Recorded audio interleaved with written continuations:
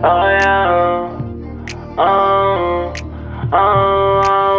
Wait a minute, girl, can you slow down? Wait a minute, girl, what's the rush now? I wanna introduce myself to you. My name is one-on-one guy, to prefer now. I like the way you put your fists together. I like the way you do your hair in the morning. I see why all the boys want you, girl. Alright, ladies and gentlemen, so my mistake, it was not $18.5 million, it's $8.1 million. I just quickly glanced at the caption and made my video. So again, ignore when I say 18.5, it's $8.1 million that the Washington Commanders will be saving against the cap. YouTube, what's going on? It's Juan Gotti here with another Washington Commanders video, and in today's video, I'm coming on here with the video where we're going to be talking about some breaking news that just happened in regards to releasing a Washington Commander. So without further ado, let's get straight into today's video. But before we do, make sure you go down below, leave a like on this video, subscribe if you're new, and turn on post notifications so you get notified when I upload a video about the NFL, or in this case, our Washington Commanders. We're on the road to 6,000 subscribers, so please hit that subscribe button again if you haven't already. Thank you so much. Let's get straight into today's video. So, breaking news, the Washington Commanders will be releasing center Chase Roullier, and they will be saving, I believe, $18.5 million towards the cap, and they're making him a post-June 1 cut. And this is no surprise to anybody. We've been knew this. We've been talking about this. And their drafting and their re-signing of guys like Tyler Larson has shown that they were planning on doing this move. We've been talking about a guy like Chase Roullier, a guy like Logan Thomas, Kendall Fuller, even as potential June 1 cuts to, increase that salary cap. And again, this is no surprise. It sucks because you know how good Chase Roullier is. Like, let's be real. We know he's one of the better centers in football. The thing is, he cannot stay healthy. That's his biggest issue. The last 2 seasons we had Chase Roullier, he has had suffered 2 season-ending injuries. So did our backup Tyler Larson. But we re-signed Tyler Larson, which I liked a lot because he is a quality backup. He's a guy that if you need to step in for a couple games, he can do so. He's not a starter, but if he has to come in for a 5-game stretch, you should be fine. Then you go ahead and you sign Nick Gates, who a lot of people believe is going to be your starter at center. And he can come in, play center and guard. He can be the new Wes Schweitzer, you know what I'm saying? And they signed him to a similar deal like they did Wes Schweitzer. So that is something to watch out for. That could be your starter too. Or they went out and they drafted Ricky Stromberg, who I personally think is who they want to be the starter. Now again, want and showing who actually deserving of the spot is 2 different things. But I think them drafting Ricky Stromberg is them saying that they want him to be the starter from Arkansas. So he has a great punch. He's really good in the run game. And you can see, honestly speaking, if Chase Roullier was not injured a lot, I think they would still possibly move on from him because, to me, I don't know what you guys see, but look at all our moves from defense and offense. Like, it seems like Washington is changing their scheme and, like, their philosophy from going from, like, finesse, trying to look sweet, trying to be flashy, to, like, a more physical, I'm going to wear you down kind of team, especially with this offensive line. And adding a guy like Nick Gates shows that. Adding a guy like Ricky Stromberg shows that. A guy that's going to be nasty, hit you in the mouth, and hit you with the point of attack in the run game, get out in space and screens. Ricky Stromberg has shown that. Obviously, is a young guy, so he has a lot to work on as far as his pass blocking. But, again, it sucks for me because, again, Chase Roullier is a talent, and he's going to pick up work somewhere else. Like, once he's 100% healthy, he's going to pick up work. But you guys realize, after that game, after the Lions game, he got hurt in the last snap of the Lions game, man.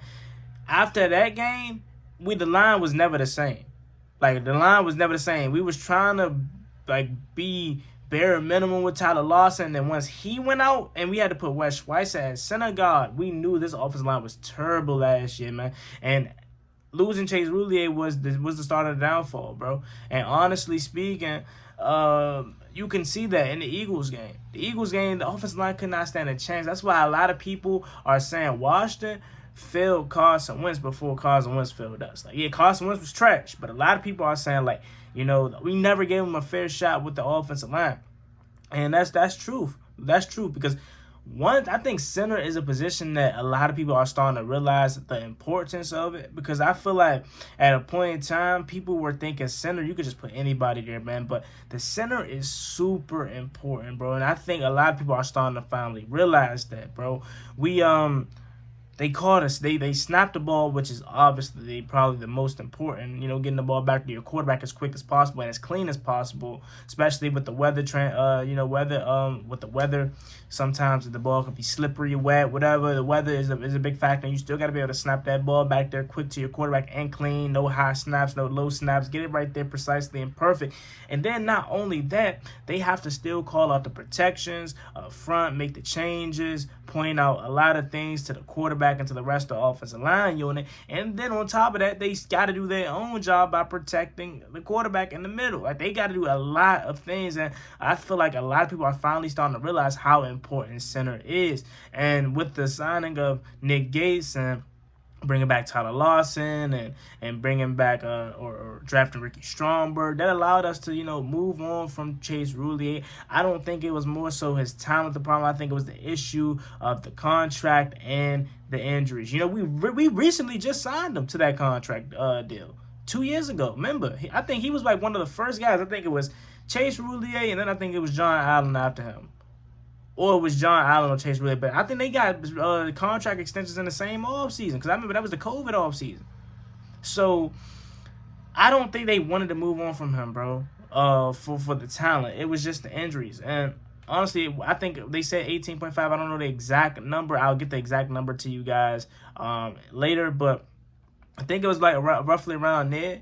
When you getting paid money like that, you cannot be affording to sit on a shelf and be sweet. And I know it sucks because he can't control it. Like, I'm pretty sure Chase Roullier isn't going out there saying, "Oh, I want to get injured, I want to get hurt." He can't control the injuries. Trust me, I know that. But it's just like, it's a business, man. It's a business. Your best ability is what? Availability. And if you can't show that, then you gotta go. You gotta go. You know, this isn't a guy that's just on a 1 year, 2 year deal making $5 to $8 million. This guy that was making quite a bit of change, and it was going into Washington's plans and their salary cap. So this sucks for Chase Roullier. This sucks for us as fans, because we know he's actually a good talent, but we just don't want to see him. But we know we have to see him go due to injuries. But again, it's not the end of the world, because we prepared ourselves for this. Again, bringing back Tyler Lawson, signing Nick Gates, and getting Ricky Stromberg. So we're well prepared. Okay, trust me. We should be good at center, you know. But you hate to see guys' careers alter and change because of things that they can't control, to be honest with you. That's the simple fact of it, and that's the truth of the matter, as Ron Rivera would like to say. Now, is this the first of a couple? You know what I'm saying? Is this the first of a Logan Thomas being next? Could potentially be next. Kendall Fuller. Like, I think they probably is only going to do this one. I think Ron Rivera loves Logan Thomas still, and he makes all the excuses in the world for Logan Thomas. You know, obviously Kendall Fuller is still the veteran presence in his locker room. He's not old by any means. He's only 27 years old. So I personally don't think they're going to do that. But that could be a thing to look out for. And obviously, Chase Roullier was the other one. So they did one of these by releasing him, and he'll be a post-June 1 cut. So he'll be off the books here shortly. So let me know what you guys think about it. There you have it. As always, being Boy Juan Gotti. Like, comment, subscribe. Hail to the Washington Commanders. See you guys next time. Out. Peace. Cross me one time, that's gonna get you popped. Get you popped.